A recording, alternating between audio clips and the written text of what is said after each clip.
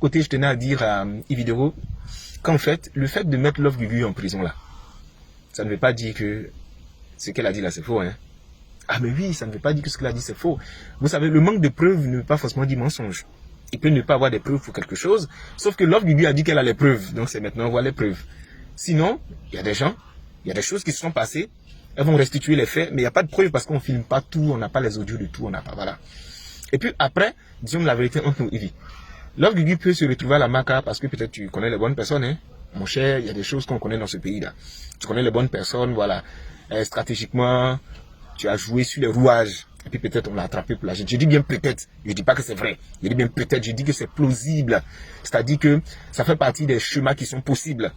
Que voilà, tu as appelé 2-3 personnes et puis ils sont tombés sur elle, quoi. Mais à vrai dire, si jamais il savait que c'est faux, voilà, elle va s'expliquer devant la justice parce qu'on ne peut pas continuer à le faire comme ça. Ça, le premier point de la vidéo serait un peu long. Le deuxième point sur lequel je voulais intervenir, c'est les conditions de collaboration entre Ividero et moi. Je vais vous restituer les faits afin que tout le monde soit mis au même niveau. Et je vais vous expliquer la déception qui en est sortie. Ce qui a fait que j'ai décidé de me retirer de la comédienne et de l'artiste. Alors, vous savez, Ividero, elle faisait partie des personnes qui naturellement me faisaient rire. Il y a très peu de personnes qui me font rire en tout cas. Mais elle, rien qu'à sa mimique, vraiment, elle me faisait pouffer de rire, quoi. Et puis, peut-être après la génération des Adrien Couton et autres, elle est talentueuse. Elle est talentueuse, elle a une énorme inspiration pour avoir travaillé avec elle pendant un petit moment. Elle est très inspirée, elle est capable de truster des personnages, voilà, de jouer des rôles, de prendre des accents. Ouais, en fait, son talent, il est protéiforme, c'est-à-dire il a plusieurs formes, quoi. Elle est capable d'écrire, de produire, de réaliser, vraiment, elle a un gros potentiel.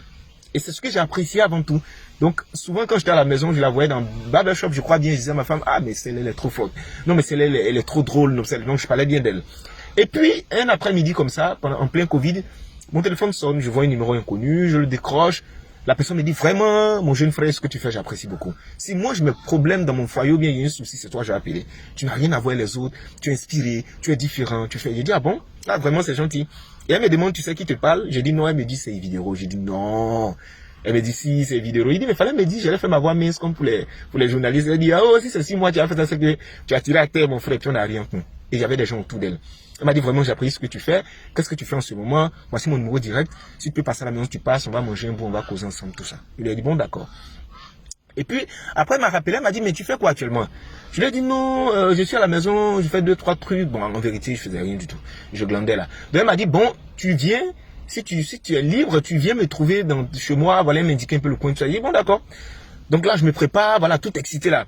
Et puis, voilà, j'arrive, elle envoie le véhicule, on vient me chercher, j'arrive chez elle à la maison. Vraiment, ce que j'ai eu comme avis sur elle tout de suite, je me suis dit, mais les gens racontent des bêtises. Pourquoi on dit la fille, elle est gonflée, la dame, elle est orgueilleuse, elle est fière d'elle? Non, pas du tout. J'ai trouvé une personne joviale, remplie de joie de vivre, avec des personnes autour d'elle, très simple en tout cas. Vraiment, à des réactions terre à terre, qu'on était ensemble, on a causé, on a mangé un bout, on a ri. D'autres sont venus nous trouver là. Vraiment, on a passé mon après-midi. Et puis, elle-même, elle est venue me déposer dans mon quartier. Elle m'a laissé les pieds, elle a continué à ses rendez-vous. Elle me disait dans le véhicule, oui, qu'elle a des projets. Elle m'expliquait un peu comment s'est passé son spectacle au niveau de l'ivoire, tout ça. Elle a des projets, elle veut monter une structure de production dans laquelle elle va recruter des jeunes talents. Voici, elle m'a expliqué. J'ai dit, bon, d'accord, elle m'a déposé. Et puis, je pense que peut-être on s'appelait 1 ou 2 fois après. Je l'ai appelé 1 ou 2 fois après. Et puis après, il y a son manager qui m'a appelé, qui m'a dit, oui, il faut que tu viennes.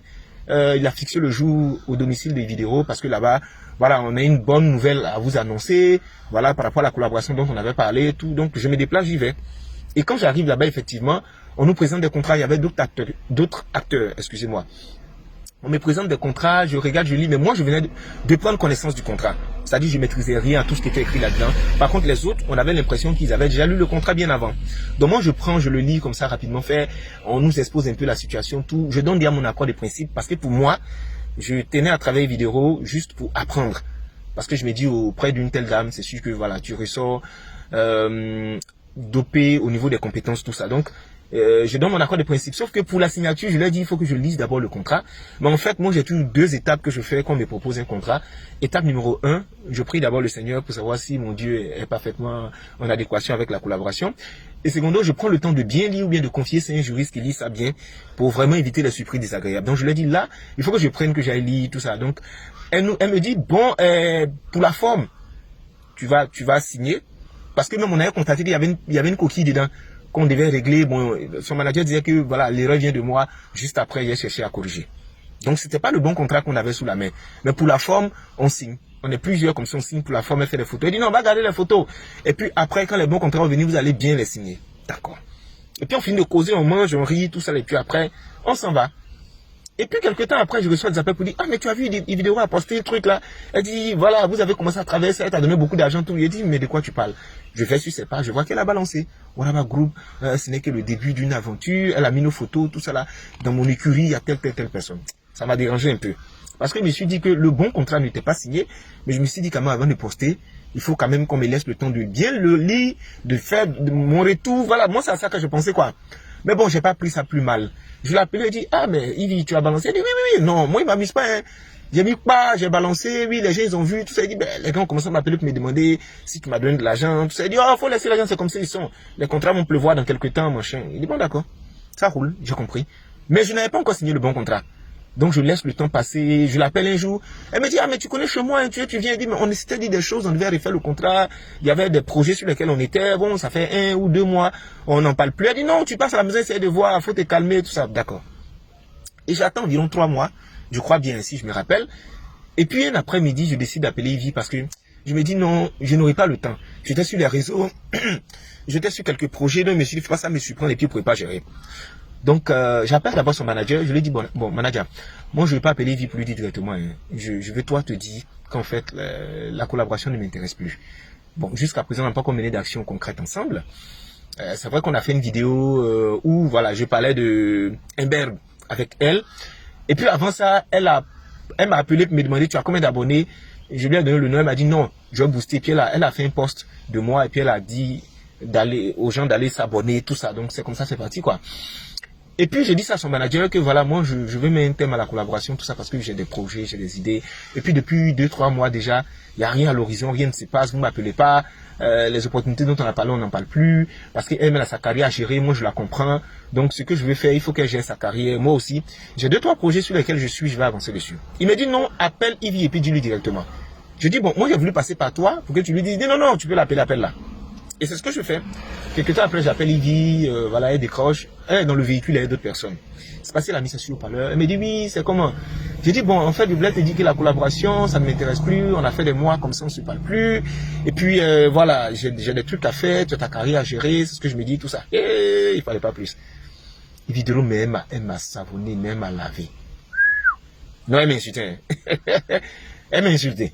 Là, j'ai vu un autre personnage, quoi. Elle m'a bien insulté. Elle m'a traité de pauvre. Elle m'a dit oui, mais tu n'as rien. C'est pas avec tes miettes là. Moi, j'ai fait quoi? Moi, aujourd'hui, je t'ai poussé. On commence à te voir un peu. Tu as commencé à voir les petits marchés. Moi, je vais sur tes pages. Je vois les quelques gombos que tu as. Mais tu nous as jamais appelé pour nous donner une cote-part dans tes gombos. J'ai dit, mais le contrat ne stipule pas ça. Le contrat disait qu'en fait, il y a des projets sur lesquels on doit partir. Tu vas nous rétrocéder un pourcentage. C'est ce qu'on a dit. Mais jamais il était question que ce que j'ai fait sur ma page personnelle, je dois vous reverser quoi que ce soit. Elle dit non, moi j'ai vu. J'ai même dit ça à mon manager. Elle dit, tu as vu, l'enfant il commence à avoir un peu d'argent, il ne nous appelle plus. Tu as fait telle campagne pour telle personne. Il dit, mais ces campagnes-là même étaient gratuites. Ils m'ont même pas payé pour ça. C'est les connaissances qui m'ont dit, ah, vraiment, voici. Puis souvent, il y a des produits, tu vois, ça te plaît bien, tu balances. C'est pas forcément l'argent, quoi. Mais non, elle m'a insulté. Tu as vu chez moi à la maison, tu connais où je suis. Est-ce que moi j'ai peur, est-ce que moi j'ai faim? Ouais, tu n'as rien. Bon, elle m'a bien insulté. Bref, quand elle a fini de m'insulter, j'ai raccroché. J'ai appelé son manager pour lui dire voici ce qui se passe. Son manager m'a dit il prend bonne note de cela. Et depuis ce jour jusqu'à aujourd'hui, ni elle ni son manager on a eu à parler encore. C'est fini comme ça. Elle m'a dit même oui, elle va déchirer le contrat, elle va faire un post sur moi sur ses pages, elle va me présenter, moi je suis un ingrat, tout ça. Il dit ben, si tu fais ça, tu vas me donner de la force encore, hein. Et puis comme les gens actuellement te guettent même là, faut pas faire les choses comme ça. Mais bref, j'ai raccroché. Je vous assure que quand ça finit de passer, parce que j'avais le moyen, si je voulais faire de un buzz, j'avais la capacité de le faire. Je savais quel média appeler, j'étais déjà signé à Abidjan.net, j'avais déjà travaillé pour First Magazine pendant des années. Donc je veux dire, j'avais les moyens. Mais après, je me suis dit, c'est pas l'éducation que j'ai reçue. Moi, je la respecte pour deux choses, pour son talent et pour son âge. Parce qu'elle est plus âgée que moi. Donc, je ne vais pas venir tomber dans des débats, dans des palabres, c'est pas bon.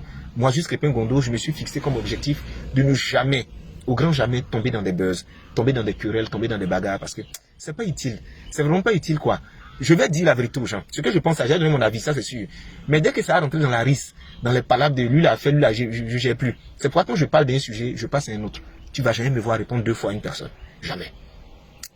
Donc voici en substance ce qui s'est passé entre elle et moi. Mais malgré cela, mon affectif avait été touché vis-à-vis d'elle, mais j'avais toujours le même respect pour elle. Parce que je me dis, c'est pas parce que ça n'a pas marché qu'après je vais tomber dans des débats. Et voici ce qui s'est passé entre nous. Et par la suite, on ne s'est plus parlé, souvent sur Facebook, elle commente mes contenus, elle me disait que oui, moi je continue de te suivre, hein, malgré ce qui s'est passé entre nous, je te guette, et puis on en a ri comme ça, on est passé là-dessus. Donc pour ceux qui voulaient savoir ce qui s'est passé entre nous, voyez ce qui s'est passé. Maintenant, permettez-moi d'ouvrir ma lettre à Ividero. Ividero, la lettre que j'ouvre maintenant, j'insiste pour dire, je ne te veux pas de mal. Je ne le fais pas pour te dénigrer. Je le fais pour te dire certaines vérités. Moi, je parle de tout le monde. Et je t'ai même dit qu'on s'est rencontrés que c'est vrai que ouais, juste ton bon petit, mais le jour où j'aurai des vérités à te dire, je vais te dire. Parce que ici en Afrique, quand on aime quelqu'un, on lui dit la vérité. On ne reste pas là à jouer les repéros, à pousser la personne souvent dans le mauvais sens. Je t'aime bien. C'est pourquoi je vais te dire la vérité dans cette vidéo. Pardon, ne prends pas ça mal. Trie ce qui est bon. Jette ce qui est mauvais. Mais pardon, ne te fâche pas avec moi. Mais écoute-moi. Dans ce que je dis là, je ne suis pas totalement fou. Il y a des points quand même qui seront vrais là-dedans. Alors, Ividero, tu es venu en Côte d'Ivoire, la Côte d'Ivoire t'a adopté. C'est vrai que tu as grandi ici, tu es parti, mais on t'a adopté. On t'a adopté pour ton talent. On t'a adopté pour ce que tu dégageais sur scène, pour tes productions. Mais ce qui nous a déçu de toi, c'est le personnage qui suit le talent. Ça a déçu beaucoup de personnes. Au départ, quand tu es arrivé, tu as voulu montrer à certaines personnes que tu t'es arrivé. Et c'est ce qui a dérangé beaucoup. Tous les problèmes, les love gugu qui te parlent mal, mais tu as cherché ça un peu quand même. Tu es allé de bout en bout, de clash en clash, de palabres inutiles. C'est-à-dire, il y avait des occasions où tu pouvais juste te taire et puis passer dessus, tu allais sortir grande. Non. Mais comme c'est toi, Ividero, tu as clashé. Tu t'es attaqué aux gens. Le bruit que tu as fait, d'abord avec tes collègues, tu les as clashés. Disant que oui, moi je poste des contenus des gens. Vous ne venez pas à mes spectacles. Vous pensez que quoi? Tu t'es mis à dos tes propres collègues. Là, déjà, tu t'es mal embarqué parce qu'en fait, il n'y a pas plus rancunier que les artistes du même bord. Quand c'est comme ça, on t'attend tout là. Et parce que peut-être tu avais fait l'hôtel d'Ivoire, tu avais fait des spectacles pleins à craquer, tu t'es dit non, tu es arrivé. Aujourd'hui, quand je te revois en train de collaborer avec les mêmes collègues, je suis content. Parce que je me suis dit, ah, la leçon est passée. Parce qu'au départ, là, vraiment, on ne pouvait rien te dire. Il y a des vérités qu'on ne dit pas. Aujourd'hui, moi, ici, dans un domaine où j'ai des collègues, j'ai des amis, j'ai des personnes avec lesquelles on travaille dans le même domaine. Jamais je vais les attaquer de façon frontale. Parce que ce n'est pas bon pour ma carrière, mais ensuite, ce n'est pas bon pour mon image. Et puis ensuite, ce n'est pas bien, point. Et tu l'as fait. Et tu as dit. Et les gens ont très mal pris, ils ont gardé ça. Mais après ça, tu allais de scandale en scandale. En fait, ça s'enchaînait quoi. Il y a eu l'histoire de jeudi. Là, mais tu avais totalement raison. Mais tu allais te mettre dans une bagarre, répondre, faire des clashs. Après, ça arrivait dans la prise au... Je sais pas si c'est pas là, vous avez fait bien quoi avec Eunice ou non. Ça continuait. Il y a eu l'histoire du projet de l'enfant qui a été volé. Voici un truc que tu aurais pu régler ça calmement. Mais tu as justifié, tu as attaqué, tu as dit des choses après t'es rebuffé. Il y a eu l'affaire de quoi encore même là. Il y a plein d'histoires comme ta famille qui sort, qui te clash parce que tu fais telle chose. Souvent, il t'a dit, mais la dame là-haut, elle ne peut pas se taire pour se consacrer à ce qu'elle sait faire le mieux. Pourquoi elle rentre dans des bagarres? Après, tu es rentré dans la religion, tu es devenu musulman. Tu as balancé. Après, tu es rentré dans les histoires politiques. Après, tu es rentré dans l'affaire de tu as l'argent, tu as réseau. En fait, la personne même qui a eu à saquer ta carrière, c'est toi. Aujourd'hui, je vois tes posts, je regarde le nombre de partages, le nombre de vues, le nombre de likes. Les gens sont désabonnés en tas de ta page. Je me suis dit, c'est toi qui as cherché ça. Là, tu es en train de tout reprendre, de tout reconstruire. Tu t'es retrouvé dans d'autres pays où tu allais essayer des trucs qui ont marché plus ou moins bien. Dans tel pays, tu as tourné, tu as tenté des collaborations. Ça n'a pas donné le résultat escompté. Jusqu'après, tu es revenu ici, tu as repris tes contenus, tu as fait. Mais aujourd'hui, au niveau où tu t'es lancé, et puis au niveau où tu te retrouves aujourd'hui, ça me fait mal. Parce que je me suis dit, il y avait la place pour mieux faire. Mais bref, c'est déjà passé. Donc, il y a beaucoup de choses que tu as cherché. Là, l'autre sortie, je te vois, tu allais attaquer Emma Loin. Bon, quand j'ai ri, je me suis dit, mais pourquoi le faire? Pourquoi être dans des buzz, pourquoi le faire? Ton talent déjà parle tellement bien pour toi. Pourquoi se mettre dans ce genre de choses? Mais après, je me suis dit, bon, c'est le game. La seconde des choses que je te dis, ma grande sœur Ividero, c'est que, tu sais, il y a un passage de la Bible que j'ai lu, tu es musulmane, mais il y a un passage de la Bible que j'ai lu qui m'a permis de recadrer ma marche sur la terre. La Bible dit, par la bouche de Jésus, un homme ne reçoit que ce qui lui a été donné du ciel. Tu sais, tu appelles les gens mes étoiles, mais la grandeur là est cachée dans les étoiles. Je vois souvent des gens qui font des discours de motivation pour dire genre oui, tu peux le faire. Non, non, non, non, on ne peut pas tout faire. On est limité souvent dans la grandeur parce que tu vois les étoiles dans le ciel, chacun brille à sa dimension. Ividero, tu es assoiffé de grandeur. Tu veux forcément être la première à tous les prix. Et souvent, ça biaise tes calculs. Parce que tu es dans des calculs, tu es dans des positionnements. Non, je dois. Ton talent déjà parle bien pour toi. Il y a des choses qu'on n'a même pas besoin de forcer. C'est ce qui donne l'air que tu sois arrogante et orgueilleuse. C'est ce qui donne l'air. Parce qu'en fait, tu peux te respecter, tu peux te valoriser toi-même. Sans basculer dans des concurrences et dans des comparaisons. Tu es déjà forte. Tu es forte à ta manière. La première personne contre qui tu dois être en concurrence, c'est ta destinée. Est-ce que tu accomplis bien ta destinée? Tout le monde n'est pas fait sur la terre pour être premier. Du moment où tu fais bien ton travail, les gens parleront, les succès parleront pour toi. Mais pourquoi ton affaire d'être au-dessus des gens là, ça te tient comme ça à cœur? Moi, j'ai constaté ça dans tes réactions. On a quand même passé quelques moments ensemble où on causait, où on échangeait. Il y a des tics, il y a des réactions que je voyais, comment tu parlais des autres. Comment dans ton esprit tu te voyais, comment tu voulais forcément être au-dessus, et c'est le résultat que ça donne aujourd'hui. D'en haut, tu as périclité de te retrouver juste en bas. Le conseil que moi, je tiens à te donner, peut-être que ce que je dis sont des bêtises, c'est de te concentrer sur ton travail de 1 et surtout de laisser ton travail parler pour toi. On ne parle pas dans tout. Souvent, le silence règle mieux les problèmes que tout. Et tu disais que tu connais les Ivoiriens, mais je sens que tu ne les connais pas bien. Les Ivoiriens, tu ne les connais pas. Tu as fait passer un message comme tout le monde est jaloux de toi. Tout le monde n'est pas jaloux de toi. Les gens n'ont même pas le temps pour ça. Tu sais, les Ivoiriens là, nous sommes un peuple bizarre. Hein. On est hospitalier, on accueille tout le monde. Tous ceux qui viennent, qu'ils soient d'ici, qu'ils ne soient pas d'ici, on accueille tout le monde. C'est pas une question de bord ou bien de aide. Non, c'est même pas ça. On accueille tout le monde, premièrement. Deuxièmement, on aime se moquer, on aime attacher les gens. Mais ce qu'on n'aime pas foutaise. On n'aime pas les gens qui pensent qu'ils sont arrivés. On n'aime pas les gens guindés. On ne supporte pas. Quand tu commences à faire son terrible à ta place. Et puis, les gens qui sont sûrs d'eux, qui sont convaincus d'être au-dessus de tout le monde là, on les attend au tournant. C'est ce qui s'est passé avec toi. Sinon, Ivoirien oublie vite, hein. Palabre d'Ivoirien, ça ne dure pas. Si ça a duré, c'est que toi-même là, tu as entretenu la palabre. Sinon, ça ne dure pas. L'excès là, qui pourrait penser que l'excès pourrait se promener sur tous les plateaux aujourd'hui, être à l'aise en train de causer? Non, la palabre ne dure pas. On te clashait, on te brisait bien, on se fâchait toi, on sera dur, on tapait dur. Mais à la fin, on ne garde pas. Évidemment, je te dis de la part des Ivoiriens, ils ne sont pas jaloux de toi. Ton succès là, ça ne nous monte pas à la tête. Ça dit, nous, on ne perd pas le sommeil la nuit parce que Vidéo, parmi les personnes influentes, a eu telle somme, a eu tel argent. Non. Et puis moi, je disais, tu n'as pas beaucoup d'argent. Ceux qui ont beaucoup d'argent n'ont pas ton comportement. Moi, je n'ai pas beaucoup d'argent, mais tu me ressembles actuellement financièrement. Parce que dans tes réactions, celui qui veut prouver aux gens qu'il a là, non, ceux qui ont beaucoup d'argent, ils se cachent. Ils ne veulent même pas qu'on sache. Donc, tais-toi un peu, travaille. Envoie-nous sur le chemin où on t'a connu. Montre-nous par la qualité de ton inspiration que tu es la meilleure. Et Saoua, bon, tu as des noms, Froto ni Djaba, la Daichi, bon, plein de superlatifs comme ça. Moi, je considère que les gens qui ont beaucoup de superlatifs, qui veulent qu'on les voit, en fait, ils ont des complexes. C'est ce que je pense. C'est des personnes complexées qui veulent qu'on les remarque, qui veulent qu'on est là, c'est des personnes qui sont convaincues qu'elles ont besoin de prouver qu'elles sont là. Elles ont besoin de démontrer aux gens qu'elles occupent une place. Non. Il y a des gens qui sont très forts et puis ils font moins de bruit. Mais quand ils font sortir un truc comme ça, tu dis, entre nous, on se respecte. Hein. Dès qu'on se voit, on n'est pas bien de parler. Il y a des gens, tu les vois, la qualité de leur travail, ce qui représente la personne se respecte. Si c'était toi que Emma Louès avait attaqué, ça allait devenir autre chose. Quand tu as fini de l'attaquer, tu as vu ce qu'elle a fait. Elle t'a esquivé. Elle a continué de vivre sa vie, elle a continué son chemin. Pas moi, c'est ce que tu aurais dû faire. Mais comme souvent dans tes réactions, on a l'impression que toi, tu ne prends pas conseil à quelqu'un. Toi, tu sais à peu près tout. Tu es esprit. Tu connais presque tout, quoi. Donc, c'est ça. Donc, c'était ma lettre ouverte à Ividero. Je tiens à lui dire que les Ivoiriens t'aiment bien. Mais c'est toi-même qui a ajouté trop de choses dans ta vie qui ont fait que les gens, voilà, ils se sont retirés de toi. Les Ivoiriens ne sont pas jaloux de toi. Peut-être qu'il y a un groupe qui est jaloux, mais la majorité n'est même pas jaloux. La majorité est passée à autre chose. Ils s'ennuient vite. C'est-à-dire, ils sont sur toi un moment après, ils t'oublient. Mais quand on finit de t'oublier, là, tu te débrouilles toujours pour aller trouver un truc passé. C'est pas si pour toi être star ou bien contrôler le game là. C'est qu'on parle de toi constamment. Non, on peut parler de toi constamment, mais en mal. Arrive-moi, les gens sont dégoûtés de ta personne. C'est comme ça se passe. Et puis les réseaux sociaux, tu sais que les réseaux sociaux, ça n'a rien à voir avec la vraie vie, ça c'est virtuel. Ça n'a rien à voir avec la vraie vie. Il y a des inconditionnels qui, eux, voilà, ils vont t'aimer, ils vont te suivre dans tout ce que tu fais. Mais nous autres qui avons un peu de logique, nous autres qui t'aimons bien là, quand tu commences à sortir du chemin, nous, on se rétracte. Et puis on te dit, là-bas où tu vas là, c'est pas bon, reviens ici. Donc, ma chérie, faut faire profil bas. Hein, Tanti? Tu fais profil bas, tu te concentres sur ta carrière, tu nous produis des contenus, tu sors de ton histoire de... Il y a trop de bruit, il y a trop de buzz.